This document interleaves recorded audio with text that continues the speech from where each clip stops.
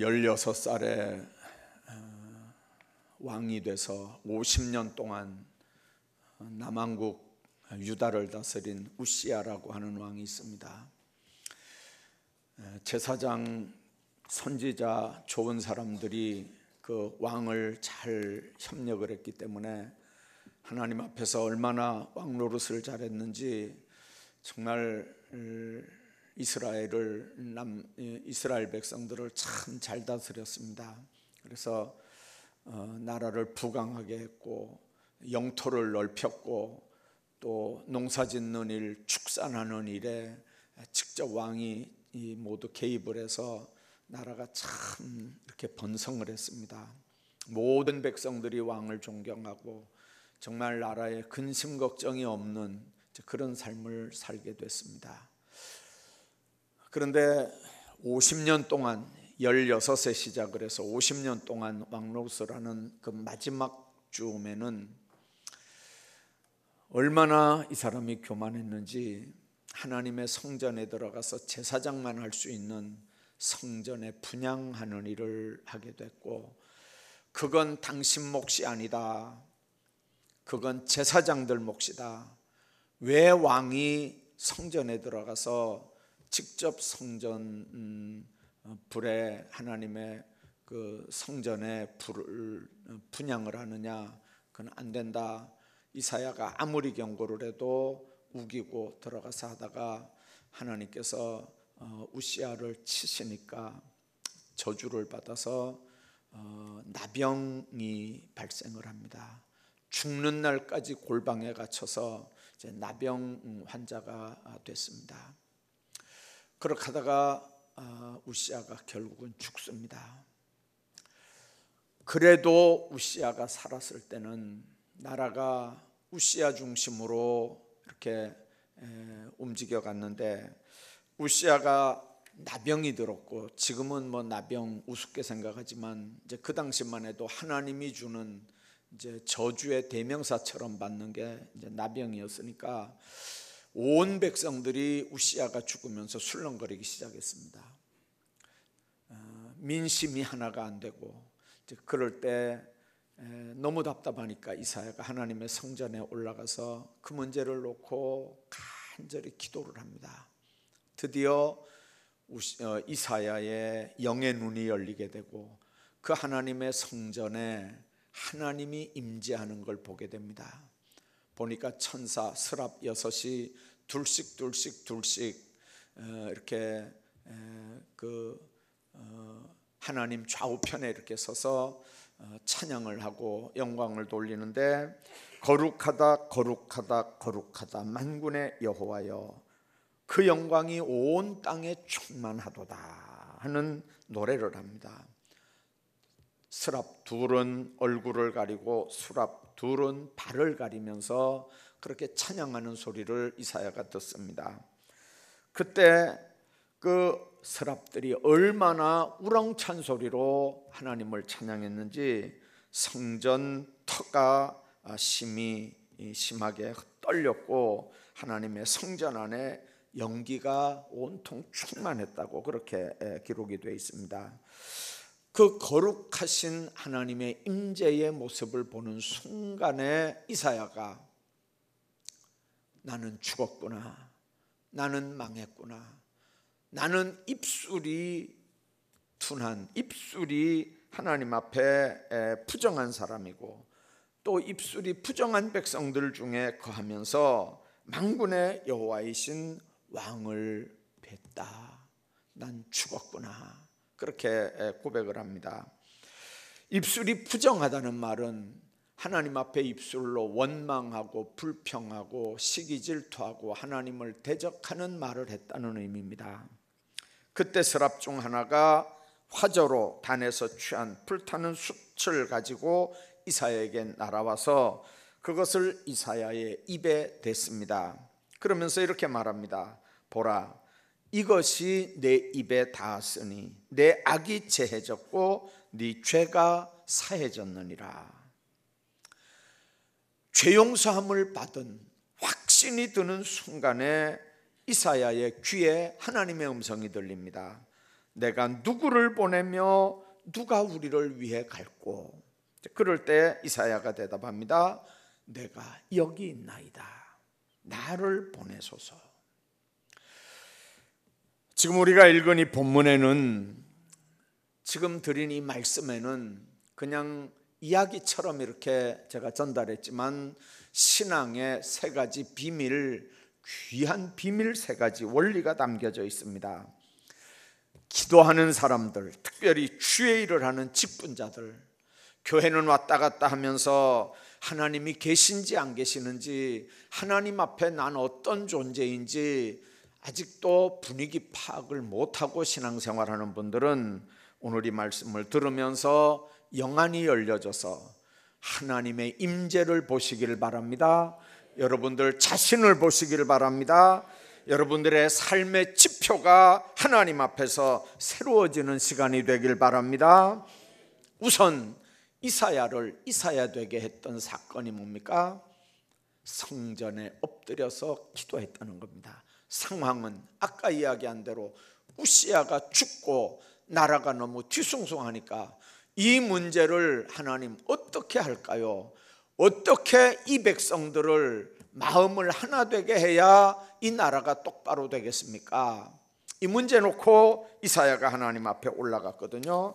그래서 맨 먼저 하나님 앞에 기도했던 부분들이 바로 그 부분인데, 하나님 앞에 이사야의 눈에 스랍 6이 둘은 얼굴을, 둘은 발을 가리고 둘은 하나님을 찬양하는 그런 소리를 지금 듣는 경험을 하는 겁니다.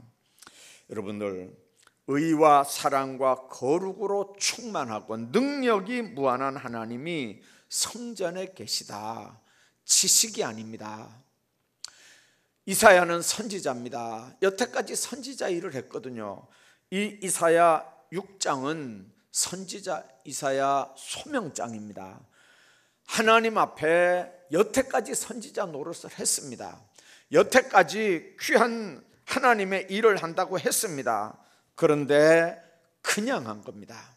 하나님이 계신다, 하나님은 사랑이다, 하나님이 우리 하나님이다, 우리 피조물이다, 우리는 하나님의 자녀들이다.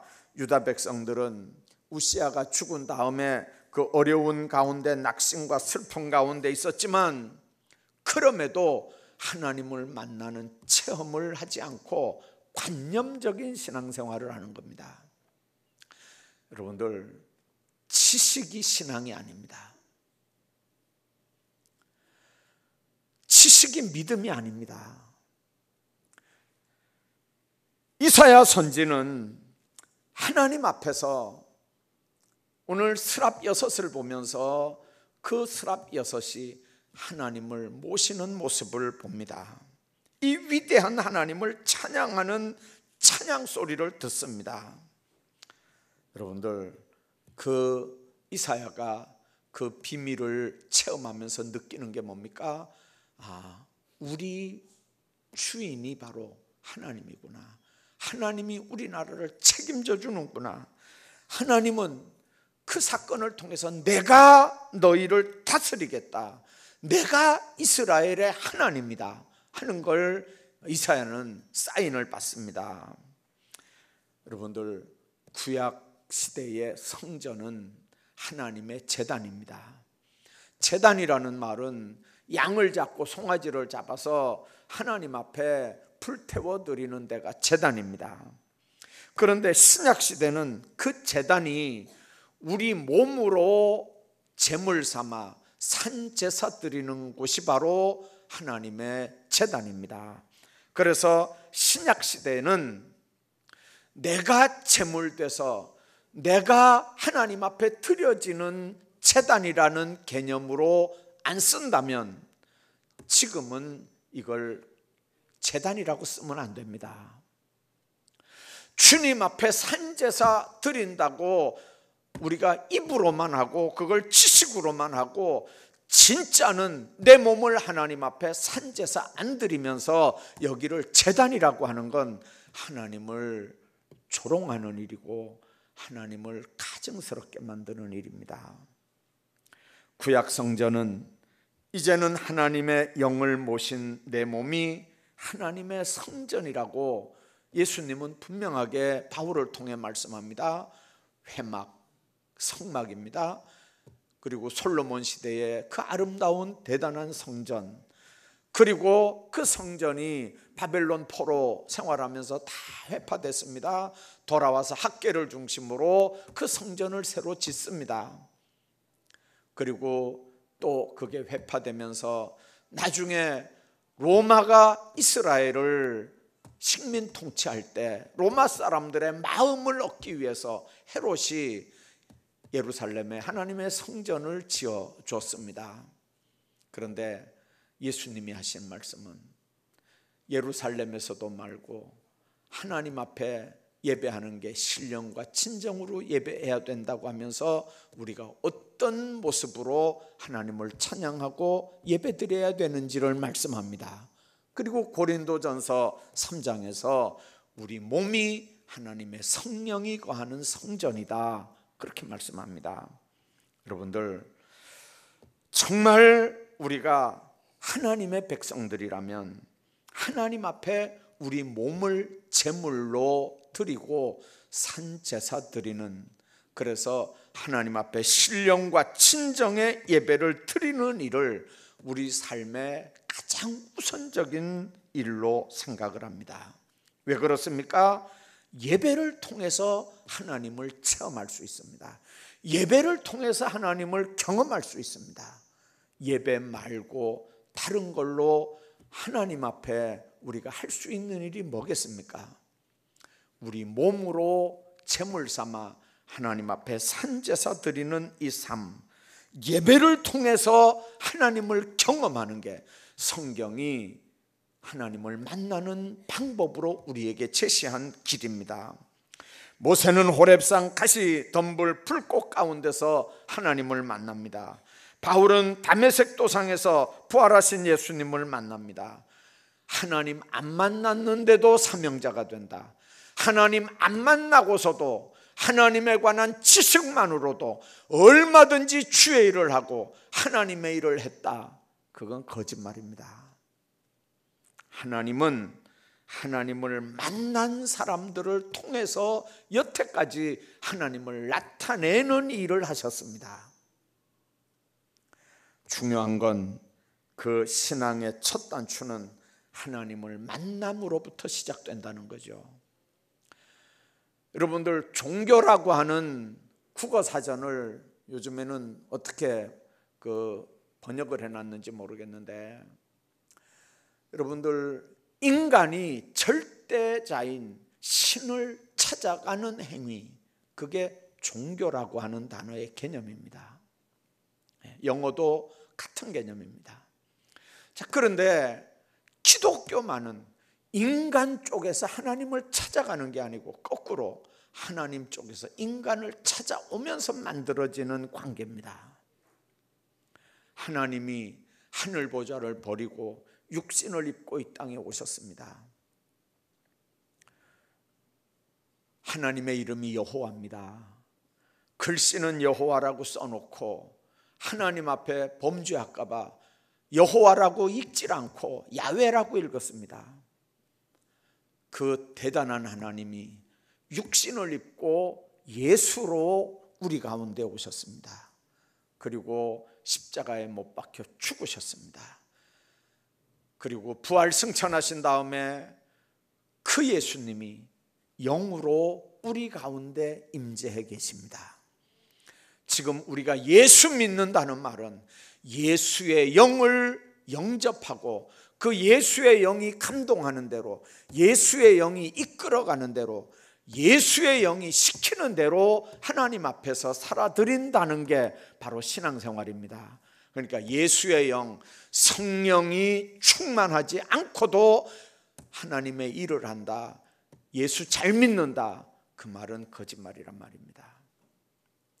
주님 안에서 중요한 건 하나님께서 나를 찾아올 때 내가 그분을 영접하는데 어떤 존재로 영접하느냐는 거죠. 손님으로 영접합니까? 그분을 내 주인으로 모시는 겁니다. 나의 왕으로 모시는 겁니다. 그런 사람만 예수님을 주여라고 고백할 수 있습니다. 여러분들, 주여, 그 말은 나는 종입니다, 그 말이잖아요. 종에게 소유권이 있습니까? 종에게 무슨 권리가 있습니까? 주인의 일입니다. 주인의 일은 주인이 시키는 대로 합니다. 내 뜻대로가 아니고 그분 뜻대로입니다. 여러분들, 하나님의 교회 일을 할 때 내 생각대로 내 뜻대로가 아니고 그분 뜻대로, 그분이 원하는 게 뭔지를 분별해서 그분 뜻대로 하시기를 바랍니다. 누가 할 수 있습니까? 예수의 영이 그 속에 있는 사람들이 그렇게 할 수 있습니다. 예수님이 내 주인인 사람들이, 예수님을 앞에 주인이라고 고백하고 나는 당신의 종입니다라고 고백하는 사람들이 하나님의 일을 그렇게 할 수 있습니다. 그렇지 않은 사람들은 자기가 주인입니다. 자기 주장대로 합니다. 자기 마음대로 합니다. 주님은 도와주십시오. 주님은 내 헬퍼입니다. 주님은 나를 도와주는 자입니다. 내가 대장입니다. 내가 이 일을 해결해 나갑니다. 내가 이 모든 문제의 주관자입니다. 주님은 나를 도와만 주시면 됩니다. 여러분들, 그게 신앙인 줄 압니다. 그런 사람들이 믿음 좋은 사람인 줄 압니다. 그건 불신앙이 아니고 그건 아예 신앙도 아닙니다. 예수님을 내 주인으로 모셨고 예수님을 내 구주로 모셨으면 엎드려서 주여, 오늘 뭘 할까요? 오늘 아침에 무슨 일 할까요? 뭐가 당신의 뜻입니까? 내가 무슨 일을 하기를 원합니까? 엎드려서 물어봐야 될 거 아닙니까? 그분이 나에게 명령하는 소리를 들어야 될 거 아닙니까? 그리고 내 생각, 내 뜻대로가 아니고 그분이 원하는 대로, 그분이 시키는 대로 그렇게 하는 게 종들이 해야 되는 일인 줄로 믿습니다. 한번 생각해 보십시오. 내가 종으로 살았는지 주인으로 살았는지. 그러면서 예수님을 주라고 하면 주님께서 얼마나 괘씸하게 생각합니까? 그게 망령되이 일컫는 일입니다. 그게 하나님을 대적하는 일입니다. 여러분들, 하나님 안에서 교만이 바로 그겁니다. 하나님이 주인이 아니라 자기가 주인이면서 말만 주님을 주인이라고 하는 게 그게 교만의 극치입니다. 정말 하나님 안에서 용감한 사람들이 있습니다. 하나님의 뜻, 하나님의 명령 덮어버리고 자기 주장대로, 자기 뜻대로 자기를 관철해 나가는 사람은요, 얼마나 용감한 사람들이 모릅니다. 그러나 그 용감한 사람들이 하나님 앞에 얼마나 무서운 죄인이라는 걸 여러분들은 아셔야 됩니다. 그게 어디서 알 수 있는 겁니까? 하나님의 성전에 엎드려야 그게 보입니다. 두 번째, 죄인 중에 괴수인 걸 바울처럼 알 수 있었던 게 바로 이사야가 본 일입니다. 하나님의 영광을 딱 보는 순간에 나는 입술이 부정한 사람이다. 입술이 부정한 사람들 중에 내가 거했다. 왜 그렇습니까? 우시야가 하는 일이 영 못마땅했거든요. 16살에 왕이 될 때는 아무것도 몰랐으니까 이사야 말 잘 들었습니다. 처음에 왕이 될 때는 어떻게 나라를 다스리는지 모르니까 제사장 말도 잘 들었습니다. 그런데 왕 노릇한 지 오래되고 나라가 부강해지니까 이제는 선지자 말 안 듣습니다. 제사장 말 안 듣습니다. 자기가 다 하는 겁니다. 그게 하나님의 뜻인지 하나님의 명령에 위배되는 건지 하나님이 기뻐하지 않는 일인지 그게 하나님 앞에 얼마나 교만한 일인지 상관도 없습니다. 여러분들, 그러니까 그걸 보는 이사야가 그 입이 가만히 있었겠습니까? 그런데 하나님 성전 앞에 하나님을 경험하고 보니까 제일 먼저 보이는 게 뭡니까? 내 입이 부정했구나 하는 겁니다. 입이 부정했다는 거죠. 여러분들, 단순한 죄인이 아니라 거룩하시고 성결하신 하나님을 봤으니까 이제는 죽을 수밖에 없다고 울부짖는 겁니다. 하나님과의 대면을 통해서 철저하게 자신이 죽을 수밖에 없는 죄인이라고 하는 걸 깨닫는 겁니다. 빛 앞에 모든 물체가 제 모습을 드러내는 것처럼 인간이 제 모습을 발견하기 위해서는 하나님 앞에 서야 온전히 제 모습을 보게 됩니다. 그렇게 당당하던 바울도 다메섹 도상에서 주님을 만나고 나니까 비로소 주님 앞에 무릎을 꿇습니다. 베드로 얼마나 당당했습니까? 주님을 만나고 나니까 죄인이로소이다 나를 떠나소서. 도마도 마찬가지입니다. 주님 발 앞에 엎드렸습니다.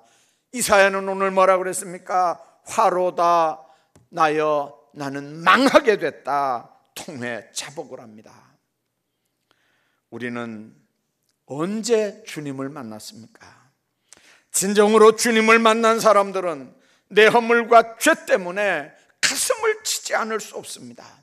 울부짖지 않을 수 없습니다. 입술을 뜯으면서 가슴을 치면서 회개하지 않을 수 없습니다. 이사야는 그 입으로 나 환자가 된 우시야를 얼마나 원망하고 못마땅하게 얘기를 했겠습니까?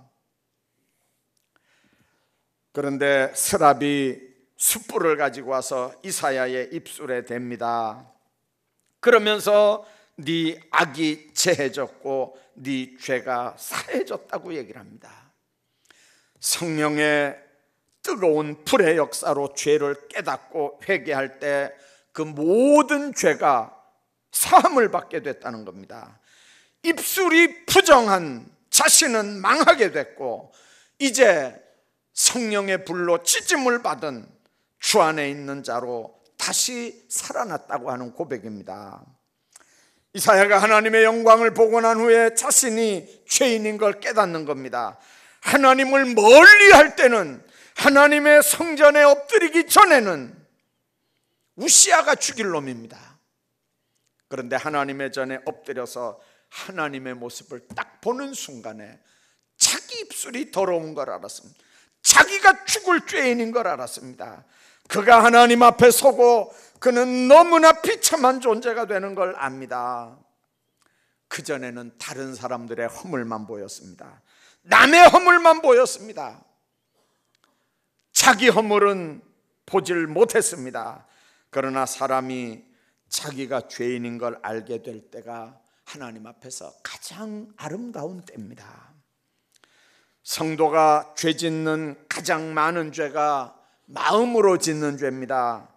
그리고 그 죄가 밖으로 표현되는 데가 바로 입을 통해서 짓는 죄입니다. 이사야처럼 화로다 입술이 부정한 사람이요 입술이 부정한 백성 중에 거하면서 하나님을 만나고 있다는 자복이 있어야 거듭나는 중생의 역사가 이루어지는 겁니다. 하나님을 떠나 있을 때는 내가 의인입니다. 하나님을 떠나 있을 때는 정확하게 내가 안 보입니다. 그러나 하나님의 성전에 엎드릴 때, 하나님의 성령이 내 눈을 열어줄 때, 그때 다른 사람이 죄인이 아니라 내가 하나님 앞에 죄인인 걸 알게 됩니다. 내 입이 하나님 앞에 부정하고 입이 부정한 사람들 중에 거했기 때문에 이제 난 망했다, 이제 난 죽었다. 여러분들, 교회의 최대의 사명이 뭘까요? 예수 그리스도의 속죄 은총으로 말미암아 우리가 지은 모든 부정한 죄가 다 용서받고 깨끗함을 얻는 게 기독교의 진리고 복음입니다. 여러분들, 주일날 교회 와서 제일 먼저 하는 일이 뭡니까? 일주일 동안 세상에 있다가 제일 먼저 교회 와서 제일 먼저 여러분들 예배 자리에 엎드려서 제일 먼저 하는 일이 뭡니까? 지나온 날 감사하고 범한 모든 죄들 주님 앞에 다 내놓고 죄 문제 해결하고, 그리고 주실 은혜 사모하면서 하나님 앞에 예배 시작하지 않습니까? 여러분들, 교회는 죄 없는 사람은 올 필요가 없는 데입니다. 죄 없는 사람이 교회 뭐하러 옵니까? 죄 없는 사람은 예수 믿을 이유도 없습니다. 여러분들, 그 죄 있다고, 너는 죄인이라고, 그 죄 때문에 넌 죽는다고, 그 죄의 주인은 마귀라고, 마귀에게 끌려다니다가 나중에 지옥 간다고, 그걸 누가 얘기를 합니까? 성령께서만 얘기를 합니다. 여러분들, 교회 오면 그래서 죄 문제가 가장 중요하게 다뤄져야 되는 데입니다. 착하게 살라고 가르치는 데가 교회가 아닙니다. 교회는 착하게 선하게 살라고 가르치는 데가 아니고, 하나님 앞에 지은 죄 회개하고, 그리고 거듭나서 하나님이 우리에게 시키는 명령 순종하며 살라는 데가 하나님의 교회인 줄로 믿습니다. 그래서 하나님의 교회 와서 제일 먼저 해야 되는 건 성령께서 깨닫게 하셔서 난 죄인이구나, 이사야처럼 나는 입술이 부정한 사람이구나, 내 죄 문제가 하나님 앞에 드러나야 이 죄 문제가 해결이 되는 겁니다. 여러분들, 합리화시키면 안 됩니다. 덮는다고 덮어지는 거 아닙니다.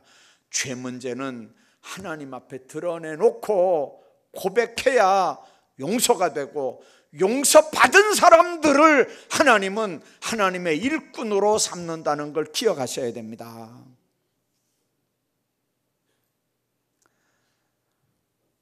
나는 입술이 부정한 중에 거하면서 만군의 여호와인 왕을 뵀다고 하니까, 그때 스랍 중에 하나가 화저로 숯불을 가지고 와서 입에 대고 네 악이 사해졌고 네 죄가 사해졌다고 그렇게 사죄 선포를 합니다. 그 음성을 듣고 나니까 세 번째 이사야 귀에 하나님의 음성이 들립니다. 보니까 내가 누구를 보내며 누가 우리를 위하여 갈꼬. 여러분들, 하나님의 음성은 죄 문제가 해결된 사람이 듣습니다. 죄 문제가 아직 해결이 안 됐는데 어떤 영적 음성을 들었다. 일단은 물음표를 한번 찍으십시오. 왜 그러냐면 마귀도 우리에게 음성을 들려주거든요. 마귀도 우리에게 환상을 보여주거든요. 마귀도 우리에게 얼마든지 기사이적을 나타내거든요. 그러니까 영적으로 신비한 체험을 했다고, 그게 다 하나님께로부터 왔다, 이게 다 성령의 역사다, 그렇게 하다가는 큰일 납니다. 여러분들, 정말로 하나님의 음성을 들었다면 걸러보는 방법이 있습니다. 내가 그 음성을 들을 수 있는 영적 상태인가? 여러분들, 얼마 전에 보물선 사건이 뉴스에 계속 나왔습니다. 어떤 분이 그런 얘기를 했습니다. 어떤 분이 누구한테 권면을 했대요. 그 보물선 거기다가 투자를 얼마나 하면 얼마나 돈을 벌 수 있는데, 내가 아주 좋은 아주 유력한 사람에게 연결을 시켜줄 테니까 거기다가 직접 얼마를 투자를 해라. 근데 이분이 기도하면서 그런 생각이 들었대요. 그렇게 얼마를 투자하면 얼마 이상을 받을 수 있는데, 내가 하나님 앞에 그 물질의 복을 받을 수 있는 지금 그릇인가? 여러분들, 이게 얼마나 신앙적인 사람입니까? 하나님이 그 물질의 복을 지금 허락하신다는데 내가 지금 그 물질의 복을 받을 수 있는 그릇이 지금 돼 있는가?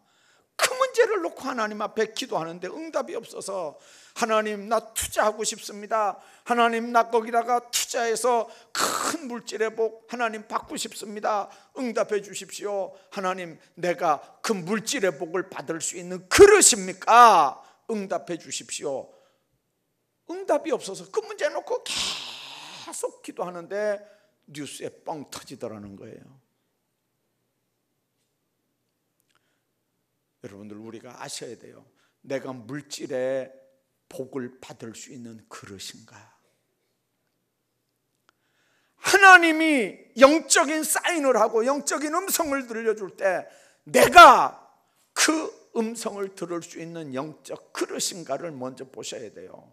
죄 문제가 해결 안 되고 하나님과 관계가 아직도 해결이 안 됐는데 하나님께서 나에게 사명 줬다, 나에게 주의 일하라고 일 줬다. 여러분들 그건 거짓말입니다. 하나님과 관계가 똑바로 안 되고 성령과의 관계가 안 됐는데 하나님의 일을 누가 주는 겁니까? 하나님의 일은 성령이 주시는 일인데 성령과 관계가 안 되고 죄 문제가 해결 안 됐는데 무슨 하나님의 일을 합니까? 하나님의 성전 중심으로 살면서 하나님의 일을 하는 사람이, 하나님을 만난 사람이 자신을 보게 되고 자신을 본 사람이 하나님 앞에 난 죽습니다, 난 망하게 됐습니다 고백하는 사람이 죄 문제 해결되고 죄 문제 해결된 사람이 하나님의 음성을 듣고 하나님 앞에 쓰임받는 역사가 있는 줄로 믿습니다. 내가 누구를 보내며 누가 우리를 위해 갈고 내가 여기 있습니다, 나를 보내십시오. 하나님과 대화가 되는 게 뭐 때문에 대화가 됩니까? 성령과 교통이 되니까 대화가 됩니다. 하나님의 고민이 이제는 내 고민이 됩니다. 내 고민이 이제는 하나님의 문제가 됩니다. 그러니까 내 문제는 내가 짊어지고 씨름할 이유가 없습니다. 이제는 그분께 맡겨드리면 되고 나는 그분 일하면 그분은 내 문제 알아서 해결하는 줄로 믿습니다. 이런 이사야의 은혜가 오늘 여러분에게 함께 하시기를 주의 이름으로 축복합니다. 그리스도 안에 있는 자에게 하나님이 놀라운 사명을 주는데 그 사명이 없는 자는 이 땅에 살아갈 아무 존재, 의미도 가치도 없습니다. 사람은 자기 사명을 발견하고 그 사명을 감당할 때 가장 가치 있는 위대한 인생을 살 수 있는 겁니다. 그 사명이 어떻게 오는 거라고요? 하나님의 음성을 듣고 하나님 앞에 차원 순종하면서 나갈 때 그 일을 감당할 수 있습니다. 그 일이 언제 옵니까? 죄 문제 해결하고 하나님과 관계에서 하나님을 만나는 역사가 있을 때 이 문제가 옵니다. 하나님 앞에서 하나님의 성전 중심으로 사십시오. 하나님의 성전 중심으로 사는 사람들, 그런 사람들이 하나님을 만납니다. 철저하게 성전 중심, 하나님 중심, 예배 중심으로 사십시오. 하나님 앞에 화로다 입술이 부정한 사람이요 하면서 우리 모든 죄 문제를 순간순간 해결해 나가시기를 바랍니다. 그러면 사죄의 은총만이 아니라 하나님께서 하나님의 사람들을 찾는 음성을 듣게 되고, 그리고 하나님 앞에 고백하십시오. 나를 써주십시오. 나를 보내주십시오. 주님께 쓰임받는 최고의 인생들을 사시기를 주의 이름으로 축복합니다.